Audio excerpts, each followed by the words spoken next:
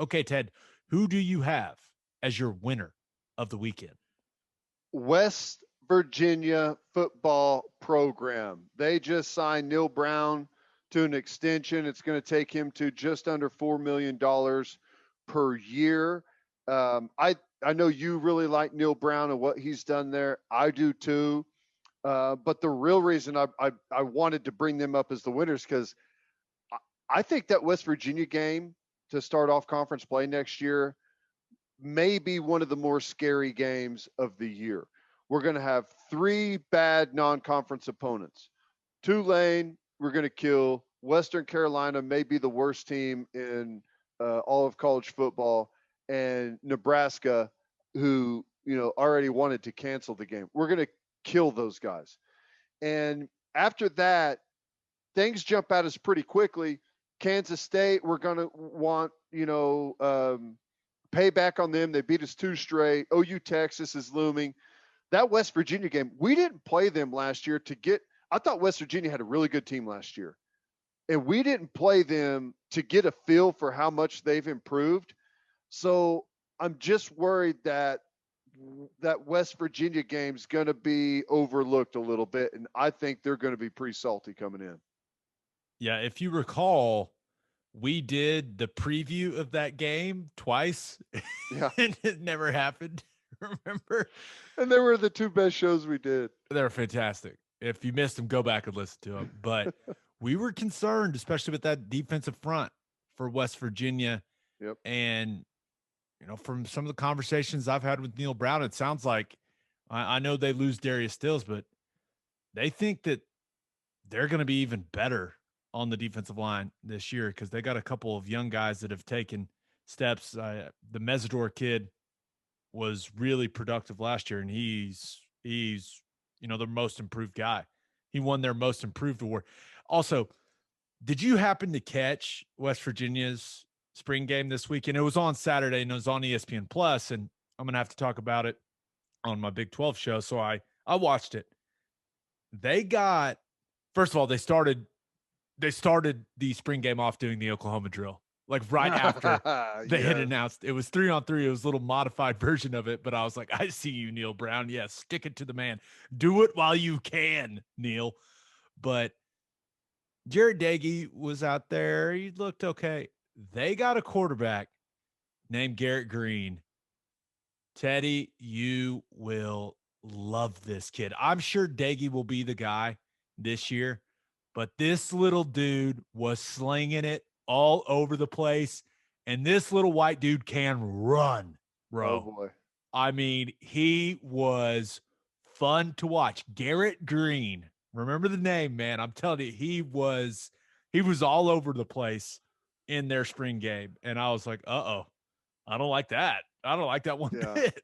No, that's always tough to deal with. But, hey, I thought it was West Virginia locking up Neal Brown. I think he's done a fantastic job there. Great coach. Okay, who do you have as your loser of the week? It's the NFL. I can't understand this. So they okay the rule allowing the jersey numbers in the single digits, but then they say, but if you want to switch numbers this year, you have to buy out the jersey, all of the jersey inventory that's out there with your name on it. Dalvin Cook was going to switch from 33 to number 4, was going to cost him $1.5 million to change. Those aren't his jerseys. He shouldn't have to buy that out. What if he got traded? What if he got cut? What if, I thought that was ridiculous part of the rule, but nonetheless, there's the NFL for you. Okay. I'm not a lawyer. Doesn't that feel illegal? I'm assuming it's not because they did, but doesn't it feel illegal? They can't do that. It does. Well, I don't know. I would be so pissed. I would probably back out and be like, well, I don't care that much about my number. But if I was one of the uber rich players, I'd be like, nope, I'm changing and I'm not buying out my jersey. You guys can, you can thank me when you sell all of my new jersey numbers. So that's interesting because on the sideline at the spring game, I talked to Kenneth Murray about him switching back to 9. And he said it was in the works. Like he he wants 9 there for the Chargers. I wonder if he was aware, because I'm just going to go on a limb and say there's a lot of Kenneth Murray jerseys available out there. Right, decent inventory for sure. I wonder if he knew that. It still feels illegal to me. I feel like Yeah, you're tricking me. I wish I was, but that's why I have him as the loser. I think it's stupid. So I don't know. That's it. Is it because Tom Brady complained about it? Probably. Do you see that? Uh-uh. He's like, it'll be too tough to identify the rushers and stuff. I was like, okay, Tom, come on, dude. You're you've been doing this for forever. Let's be real. He put it on his Instagram and everything. He was like, "Get off my lawn." Was one of the things. I was like, straight old man move. But I feel like I need to double check this. This really feels illegal to me. I agree. I believe you. Unless they already put that into the CBA somehow and knew that this change was coming and had everyone sign off on it first. So I don't Interesting. know. God, that would be. You're like, yeah, I'm changing for $2 million. No, I'm not changing. False alarm. Thought about going with OU softball as my winner of the weekend after they scored 18 runs in an inning against Texas Tech on Sunday. I mean, what? Poor Plank. I know that he was hoping that there was going to be a chance that would end fast and he was going to be able to get over to the spring game and maybe jump in on the end of the broadcast, but A lot of people have made some requests for us to have Patty Gasso on. So I'm going to start working on that. I also thought about going with Madison Bumgarner because he threw, we don't talk a ton of baseball in here, but he threw a no-hitter for the Diamondbacks against the Braves, but it was the second game of a doubleheader, and with the way that they changed things, it was only a 7-inning game. So he threw a no-hitter, but it was only 7 innings, and I guess that doesn't count as a no-hitter, even though he didn't give up a hit. So I thought that was pretty interesting. I was like, he's the winner, but he's not, because it's not a no-hitter technically. Well, if nobody got a hit, then it's a no-hitter. I don't care if the game was 3 innings. It may not go as an official one or whatever, but I'm still popping the champagne if I'm Bumgarner. Absolutely. Nice job, Mad Bum. But my winner of the weekend is Baker Mayfield, because the Cleveland Browns have exercised Baker's 5th-year option. And this is definitely not a surprise or anything like that, but it does mean that he will make just under $19 million for the 2022 season. Now he's eligible for an extension later this year. We'll see if the Browns want to get that done this offseason or wait until next offseason to get that worked out. But Ted, you just go back and think about how he struggled in that 2019 season, right? His second year after having the good rookie year. And there were some doubters. There was no doubt. There were some doubters, but Stefanski comes in, gives him some stability.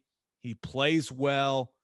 And it's impressive the way that Baker bounced back from that bad year and the way that he played last year. And it wasn't always going well for him, especially early last season, but ends up taking the Browns to the playoffs. They win a game. I mean, they went to Pittsburgh and beat the Steelers. I think this is going to give him even more confidence, which I don't know if it's possible to have more confidence than that guy has, but I think this could be the first step in him making a big jump in year 2 under Stefanski. And I think the Browns picking up that option will only give him more confidence to lead that team. And that seems like a good situation for the old Cleveland Browns. Look at Cleveland go. Well, there's nothing like $19 million to give you peace of mind, Gabe, right? True. So I'm sure he is feeling confident and like the team's behind him going into this next season. What else are you going to do? Of course, they pick it up. Now, I could understand maybe if last year didn't go the way that it did and he never, after a slow start, if he never put it together, but he did and he played well. I'll tell you one of the interesting things though. I've never really heard Stefanski say much good about Baker, but he's kind of a dry personality anyways and doesn't really say a whole heck of a lot. But I don't know. And maybe that's because there was contract stuff going on, but he, at least from what I've seen, it's like he was never necessarily just glowing about his quarterback. But it doesn't matter at this point. He's got 19 million bucks, and he's going to be around. So I bet they get an extension done too. Yeah, hopefully that would be. I think if you kind of maybe want to get it done now, if you're the Yeah, Browns, right? Because you would assume they're going to be good again, and that offensive line is going to be healthy. They're going to be really good. I think when you look they're at going to that be roster. good, and the price for quarterbacks is not going to drop. It's going to continue to Correct. go up. Absolutely. Okay, my loser of the weekend. Uh, Thought about going with people that don't like violence because UFC 261 had some brutal moments, right? Usman puts Masvidal straight to sleep You see the with sweat pop off of his head. Oh my god. with one of the hardest punches to the Oh, jaw you'll ever see. And that was after the Chris Weidman, oh my gosh, just snaps his leg like a toothpick against Uriah Hall. and one That of the was, girls got kicked in the face and knocked out, right? yeah. I mean, there were some brutal moments in the UFC fights this weekend, but also thought about going with Baylor because kind of out of nowhere, LSU poached Kim Mulkey from Baylor. I know she's from Louisiana, but she's been at Baylor for like 21 years and they're awesome. I believe they would have won the national championship if Dee Richards didn't get hurt in their game against UConn. I truly believe that. I think they were the Mhm. best team in the country last year, and she just bounced. I was shocked. I was like, wait, what? And I see. I don't. LSU is not a school that I've heard a whole. And maybe they're better than I'm giving them credit for. But is their women's hoops team anything that's not one of the teams you typically hear about? Stanford, Notre Dame. I know Tennessee used to be big, not anymore. But I LSU's not one that I've heard of. Yeah, that's because it's Baylor. Baylor's the pro. It's Baylor, UConn, South Carolina, Stanford. Stanford just won. So, like, And some those are other the big teams ones. pop up every now and then. Notre Dame's had a couple, and yeah, that's weird. Weird. That's weird. I guess, hey, want to get back to the home state. I don't know, but that was really surprising. But my loser of the weekend, the Baltimore Ravens, and don't say Loser that of the often. year. Loser of the year. I feel like they're one of the best run organizations, right? And I think you feel the same way. But them trading Orlando Brown in general is bad, right? A young, dominant player at a premier position in the league, but they traded him to the Chiefs. I mean, for a couple picks. For nothing. A It's first round of confusing. the last pick of the first round. I know he asked for a trade, but you don't send him to the damn Chiefs. It's pretty obvious that Patrick Mahomes and the Kansas City Chiefs are in the Baltimore Ravens' way to getting to a Super Bowl, right? We all know that, right? Why the hell would you trade him to the Chiefs? It just, I, I guess the only argument that could be made is that, hey, you only used a third round pick on him in the first place. So if you look at it from that standpoint, you're getting a good return No. on him. Your I, good I was trying to return figure it is out. whenever he goes to the Pro Bowl 2 years in a row. There's your good return. And starts at tackle for you for the next 15 years. That's your good return. I Unbelievable.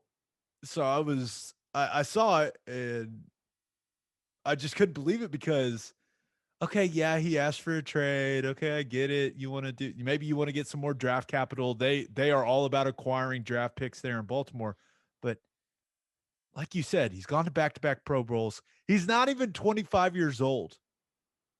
I mean, he's still 24. I think he turns 25 on like May 1st or 2nd or something like He's that. not even going to hit his prime at tackle. You were telling me about how tackles older the better. He's probably 4 or 5 years away from being in his prime as a player. And they traded him for a can of peanuts. Like what? Nothing. I get it that he wanted out, he wanted to trade, he wanted to play left tackle. I got it, but you just traded him to the best team in your conference for nothing. For nothing. For a hope with 3 picks, the last in the first round, and then 2, like a third round, or it's crazy. He's one of the best pass protectors in the league. I don't know, man. I know Eric DaCosta feels like he knows what he's doing when it comes to drafting players, but damn, I know there's been some reports that maybe they'll grab Alejandro Villanueva as a free agent, right? But great. That doesn't change the value of Orlando Brown. I know. But that puts a lot of pressure for them to hit on an offensive lineman in this draft. But I don't know, man. I thought I saw that and I had to read it and read it again and read it again because I was like, what the hell are they doing? Anywhere but the Chiefs. Okay, you trade him. Orlando. I mean, it's awesome for Orlando Brown. He just got a home for the next 15 years protecting Patrick Mahomes. Awesome. Congrats. Yeah, great for Orlando. And you all of a sudden look at that Chiefs offensive line. It's pretty damn good now with what they did in free agency. What Blythe, they've got the doctor coming back, right? Tardif, they've got. I don't know. He may not be able to get out of Canada. They've locked that country down, man. Yeah. Well, we'll see. We'll see if the doctor can make it back. Remember, they got Kyle Long, right? Came out of retirement. Yep. I mean, they're going to be. Oh, and Thuney. I mean, they're going to be loaded. They're going to have a great offensive line. And they just got Orlando Brown for nothing. Like, unbelievable. Good for you, Patrick Mahomes. Look at. Good for the Belldozer. The Belldozer's back in Kansas City, baby. Let's go. That's insane to me from Baltimore. The look on your face as we discuss this, that's the look you have on your face right now is the look I had on my face when the trade went down and I was reading the details. I was like, that can't be the trade. You trade a guaranteed great tackle, already made 2 Pro Bowls for the 31st pick in the first round. If you asked any team in the NFL if they had the 31st pick in the draft, if they had the ability to draft a guy that's already been to 2 Pro Bowls, is 25 years old, and is going to start at tackle for the next decade, you think they would do it? Hell yes, they would do it. It's insanity. Guy should be fired instantly. If I was the owner, I'd go kick his door in right now, asking what the hell he's doing to my football team. I think the owner's got his own problems. I think he's got his own problems, but it's just confusing. This Oklahoma breakdown, I know it's got you crying.